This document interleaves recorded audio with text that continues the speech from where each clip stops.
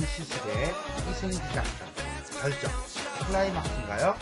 자, 쓸쓸하게 홀로 지내던 이생에게 최랑의 환신이 나타나고 귀신이 나타났다 이거 생각하면 돼요. 이생은 그녀와 3년 동안 행복하게 사는 장면이 되겠습니다. 이 소설은 우리나라 최초의 한문소설 금오신화 한문소설이라고 했지만 그냥 최초의 소설 이래도 되겠네. 왜? 한글 소설보다는 한문소설이 먼저 나왔으니까요. 중에 하나로 이승과 저승의 경계를 뛰어넘는 남녀 주인공의 사랑을 전기적, 이때 말한 전기적이라는 건 기이하다, 비현실적이다 이거예요. 일렉트로닉 이렇게 해석하면 안 됩니다. 장치를 보여줌으로써 현실 세계의 질서에 대한 저항과 비판의식을 드러내고 있다. 전반부는 이생과 최랑의 만남과 결혼을 내용으로 하는 현실 세계의 이야기로 구성되어 있고, 후반부는 최랑의 죽음과 재회 그리고 이별로 이어지는 비현실적 세계의 이야기를 다루고 있다. 또한 작품 중간중간에 시를 삽입함으로써 인물의 정서를 압축적으로 드러내고 있으며 작품 전체를 꿰뚫고 있는 주제와 정조, 정서 플러스 어조, 분위기, 자, 시적인 장치를 통하여 효과적으로 보여주고 있다는 것이 특징이 되겠습니다. 이생은 거친 들판에 숨어서 겨우 목숨을 보존하다가 얼마 후 도적, 여기서 말하는 도적이 누구예요? 홍건적이죠? 물러갔다는 소식을 듣고 부모님이 사시던 옛집을 찾아갔다. 그러나 집은 이미 전쟁통에 불타버린 후였다. 그래서 이번에는 최 씨의 집으로 가보았더니 행랑채만 덩그러니 남아 황량한 가운데 쥐들이 찍찍대고 새들이 짖어이고 있었다. 한마디로 말해서 뭐예요? 전쟁 후 폐허가 된 완전히 쫄딱 망해버린 집들의 모습을 보여주고 있네요. 그리고 이런 것들은 결국 이생의 쓸쓸하고 암담한 심리를 간접적으로 드러내고 있다라고 볼 수가 있겠습니다. 이생은 슬픈 마음을 억누를 길이 없어 작은 누각에 올라가서 눈물을 훔치며 길게 탄식할 뿐이었다. 어느새 날은 저물었다. 시간이 그만큼 흘렀다는 얘기죠. 그는 우두커니 홀로 앉아 지난날을 가만히 떠올려 보았지만, 이때 지난날이라고 하는 것은 최랑과의 만남과 사랑, 이별, 다시 만남, 결혼생활, 기타 등등등이죠. 그런데 이것이 전부 다 한바탕 꿈만 같았대요. 뭐라고? 한바탕 꿈. 이런 꿈 나오면 무조건 뭡니까? 그렇죠. 인생모상, 일장춘몽, 환단지몽 이런 것들이 되겠죠. 그죠? 그냥 인생모상, 일장춘몽 정도만 기억하시면 되겠습니다. 어느덧 이경쯤 돼요. 이경이 뭔데? 그때 밤 9시부터 11시가 되겠습니다. 요 지문에서는 이승과 저승이 연결되는 시간이고요. 저승에 있던 귀신이 이승으로 내려오는 시간이라고 볼 수가 있겠네요. 달빛이 희미한 빛을 토하며 들보를 비추었다. 쫙 하얀색 백그라운드 눈이 부시게 빛이 밝히는 거야. 드라마로 보면은. 그러면서 밑에 쫙 드라이 아이스가 쫙 깔리는 거야. 즉 뭐예요? 현실적 공간에서 비현실적 공간으로 넘어가기 위한 어떤 전기성을 보여주기 위한 판타스틱한 설명. 분위기 조성이죠. 그래서 현실적 공간에서 비현실적 공간 좀 오버했어요. 이행, 전환되기 위한 환상적인 분위기를 조성하고 있다. 그런데 회랑 끝, 저 복도 쪽 끝이라고 이렇게 이해하시면 돼요. 발작 소리가 들려왔다. 똑꼬닥, 똑꼬닥, 똑꼬닥. 자, 긴장감이 조성이 되면서 인물이 등장하네요. 그 소리는 멀리서부터 들려오더니 차츰 가까워졌다.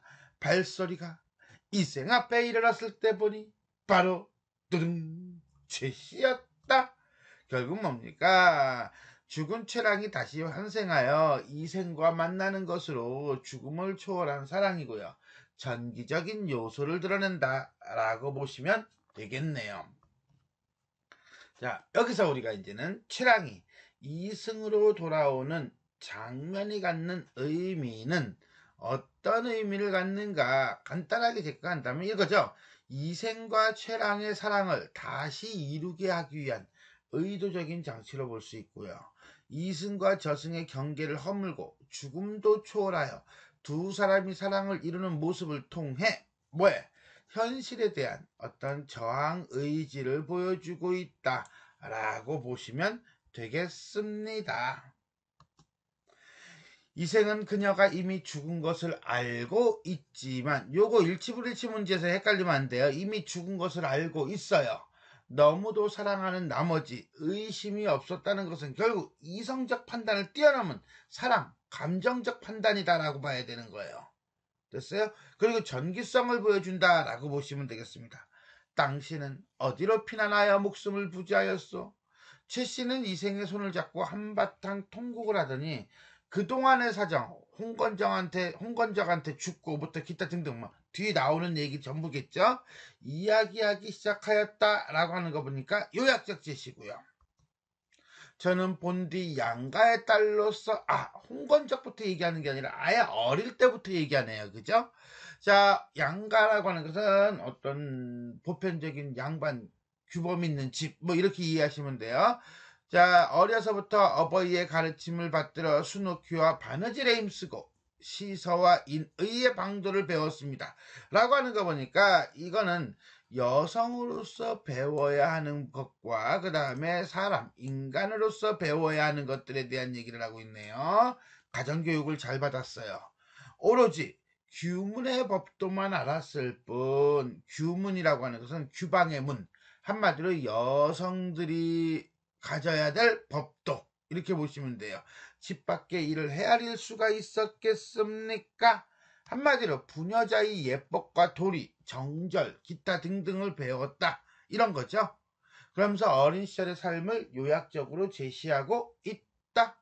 그런데 당신이 누구야? 이생이죠. 붉은 살구꽃이 핀 담장을 한번 엿보았대요. 자, 붉은 당신께서 붉은 살구꽃이 핀 담장하늘 엿보셨다. 이게 바로 뭐예요? 그렇죠. 제목을 나타내죠. 제목 이생규장 이렇게 될 거예요. 제가 스스로라고 하는 거 보니까 자의적으로, 그죠? 자유연애 푸른 바다의 구슬이라고 하는 것은 어떤 지조, 정절을 바쳤지요. 결국은 유교적 질서가 엄격했던 당시 시대였음에도 불구하고 자신의 감정을 우선시하고 능동적으로 자신의 사랑을 선택했다는 자유연애를 했다는 것을 보여주는 거예요. 자, 꽃 앞에서 한번 웃고는 평생의 은혜를 맺었고 첫 번째 만남에 대한 얘기네요. 휘장 안에서 다시 만났어. 다시 만났다는 것은 결국 뭡니까? 부모의 반대를 극복한 두 번째 만남이 되겠네요. 말이 여기에 이르고 보니 슬프고, 왜 슬퍼? 지금의 처지가 슬픈 거죠. 죽었잖아요. 부끄러워. 왜 부끄러워? 자, 그건 바로 뭡니까? 이런 관습, 규범을 어긴 그러한 모습들을 보여주고 자기가 먼저 대시했다는 것도 얘기하니까 좀 쑥스럽고 이런 거예요. 견딜 수가 없군요.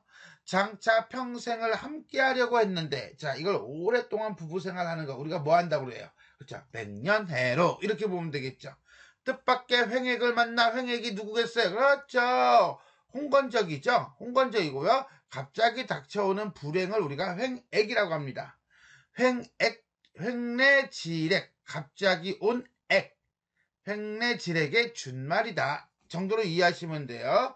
결국은 홍건적의 난으로 인해서 뜻밖의 죽음을 당했다라고 하는 거죠. 그러나 저는 끝까지 짐승 같은 놈에게 몸을 내맡기지 않고 스스로 진흙탕에서 육신이 찢기는 길을 택하였지요. 한마디로 뭡니까? 정절을 지키기 위해서 죽음을 선택했다는 것으로 목숨보다 정절이 더 중요하다. 그런 태도를 보여주고 있다는 거예요. 그건 천성, 운명의 저절로 그렇게 한 것이지 인정으로야 사람이라면 차마 할 수 있는 일이 아니었답니다.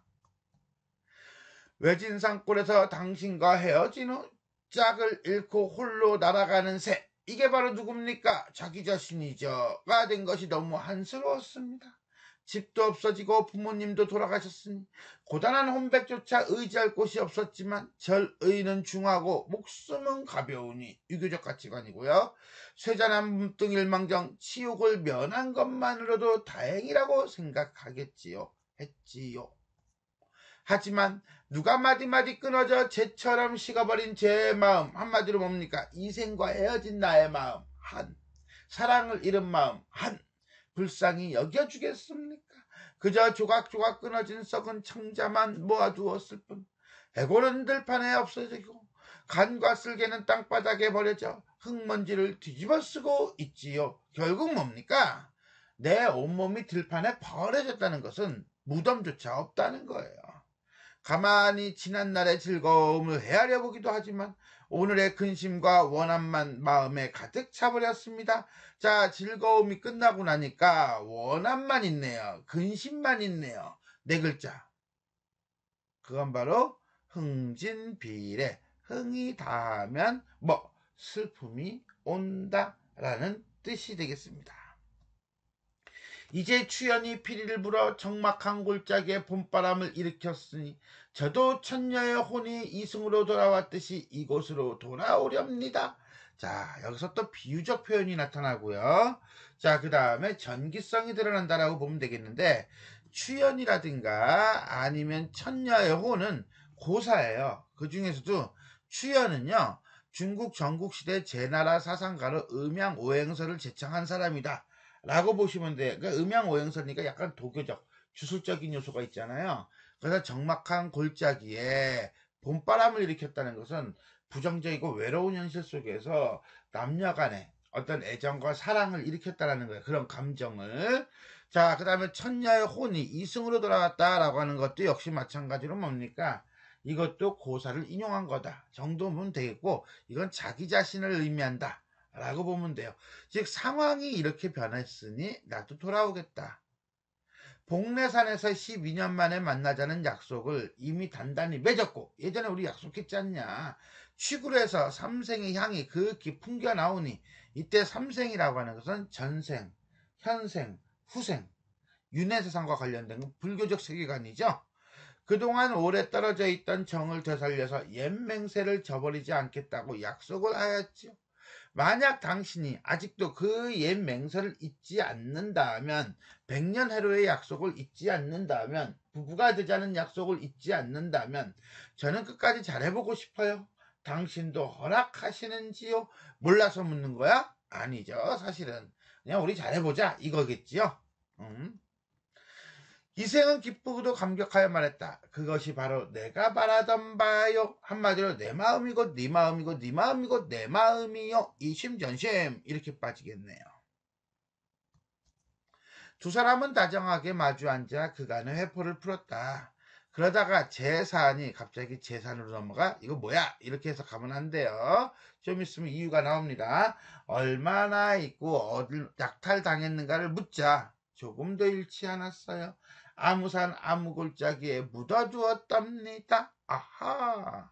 이생은 또 물었다. 양가 부모님의 유해는 어디에 있어? 이제 부모님부터 챙기는 거예요. 그랬더니 이제 효사상이겠죠? 아무 곳에 그냥 버려져 있는 상태랍니다. 무덤도 없어요. 잠자리 들었어요. 지극한 즐거움이 예전과 같았다는 것은 결국 죽음을 초월한 사랑의 감정을 회복했다. 운우지정이라고 쓰면 되겠어요. 구름과 비가 갖는 감정, 이런 뜻인데 그냥 그렇게 보세요. 자, 다음날 최씨와 이생은 함께 재물이 묻혀 있다는 곳을 찾아갔다. 과연 금은 여러 덩이와 얼마간의 재물을 얻을 수 있다. 그들은 양가 부모님의 유고를 수습한 후 금과 재물을 팔아 오관산 기슭에 합장하였다. 그리고 묘소에 나무를 심는다는 건 위패를 심는 거예요. 그 위패를 꽂고 이렇게 되는 거죠. 그러니까 누구 이름 쓰고 하는 거 있잖아. 자, 하여튼 간에 제사를 드려 얘를 극진히 갖추었다라고 하는 것은 어떤 자식된 도리를 다하는 두 사람의 모습을 통해서 유교적 가치관을 보여주고요. 그 다음에 이 양가 부모님의 유고를 수습해서 제사를 지내는 이 장면은 어떤 죽은 사람과 다시 만났잖아. 헤어진 사람과 다시 만났으니까 얼마나 기뻐. 그 기쁨의 감정을 먼저 누리기 전에 누구부터 생각해요? 부모부터 먼저 생각하는 그런 효사상을 보여주고 있다. 유교적 가치관을 보여주고 있다. 이렇게 이해하시면 됩니다. 그 뒤 이생은 벼슬을 구하지 않고 최 씨와 함께 살았다 라고 하는 것은 어떤 인간 세상의 부, 명예, 벼슬보다 뭘 중시해? 둘만의 사랑을 중시했다라는 거예요. 목숨을 구하고자 달아났던 종들도 다시 스스로 돌아왔다. 이때부터 이생은 인가사에 게을러져서 비록 친척이나 손님들의 길 흉사에 할애하고 조문해야 할 일이 있더라도 문을 걸어 잠그고 밖으로 나가지 않았다는 것은 외부 세계, 사람들과 관계를 맺지 않았다. 한마디로 두문불출. 그는 항상 최 씨와 더불어 시를 주고받으며 금실 좋게 행복한 시간을 보냈다. 그렇게 몇 년이 흘러갔다. 시간의 경과. 자, 여기까지가 이제는 바로 뭡니까? 절정 부분이 되겠죠. 자, 죽었던 최랑이 다시 환신하여 이생과 만나서 행복한 삶을 사는 세 번째 만남이 되겠습니다. 여기까지 과정을 우리가 한번 정리를 해봅시다. 그러면 첫 번째 만남이 뭐였죠? 그렇죠. 첫 번째 만남. 이생과 최랑의 우연한 만남이었어요. 하지만 이 만남과 사랑은 바로 장애에 부딪히죠. 어떤 장애? 이생의 아버지의 반대로 인한 장애에 부딪힙니다. 그러다가 이제는 그것을 최랑이가 막 몸이 앓고 쓰러져 버리니까 최랑의 부모가 간신히 설득해서 두 사람의 사랑이 이루어지죠. 결혼이라는 걸 통해서. 그래서 행복한 삶을 지내고 있는데 뭐가? 그렇죠. 홍건적의 난이라고 하는 외적의 침입이 들어갑니다. 그걸 통해서 최랑이 죽어요. 사실 여기까지라고 봐야 되겠죠. 그렇죠. 여기까지 봐야 돼요. 만남과 이별이에요. 근데 이 만남과 이별의 정도가 점점 증폭이 돼요. 증폭이 되니까 다시 만났네? 그럼 뭐 또 이별하겠지 라고 하는 다음 상황이 예측이 되긴 해요. 문제는 죽었어. 죽었으면 이거는 인간의 우리가 볼 때는 끝난 거야. 그지? 비극적 결말인 거야. 여기서 어떻게 해결이 될 수가 없는 거예요. 이거는 현실 세계의 말이라고 한다면 현실 세계의 일은 여기서 끝났다. 현실 세계는 이미 비극이다. 그런데 작가는 이것에 반전을 줍니다. 뒤집어 버리죠. 뭐라고? 그렇죠. 죽은 최랑이 다시 환신해서 만나요. 재회를 한다는 거야. 여기는 비현실적 공간이죠. 여기가 현실적 공간이라고 한다면 현실적 공간에서 갑자기 비현실적 공간으로 홀라당 넘어가 버리는 거예요. 홀라당 넘어가 버려서 만나게 한다. 그래서 생과 사를 극복한 사랑이라고 하는 주제의식을 끄집어내게 되는 것입니다. 자, 여기까지 우리는 김시습의 이생규장전 절정 부분, 쓸쓸하게 홀로 지내던 이생에게 최랑의 환신이 나타나고 이생은 그녀와 3년 동안 행복하게 사는 장면에 대해서 살펴보았습니다. 지금까지 내용이 도움이 되셨다면 좋아요와 구독 버튼 눌러주시고요. 알람 설정 부탁드리겠습니다. 수고하셨습니다.